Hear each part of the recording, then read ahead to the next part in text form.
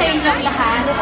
Ngayon, ako ay nakatayo sa inyong harapan bilang isang ginang na komunidad ng Champakat. Ako ay isang asawa, kapatid, anak, kaibigan, at higit sa lahat, isang ina. Bilang isang ina ng dalawang anghel na pinagkaloob sa akin, katulad ng ibang nanay na tahimik na dinadala ang stress, pagkabalisa, at bigat ng responsibilidad. Isa sa mga pagsubok namin ay ang manatiling malakas at ang takot na magsalita dahil sa tingin namin ay walang nakikinig. Kaya naman ang aking advokasya ay nakatuon sa kalusugang pangkaisipan.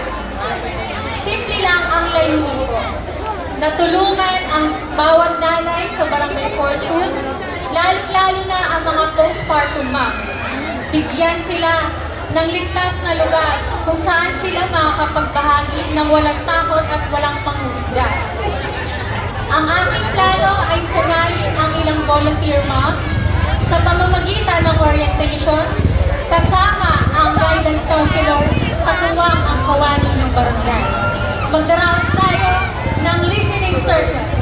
Ang bilog na ito ay maliit at ligtas.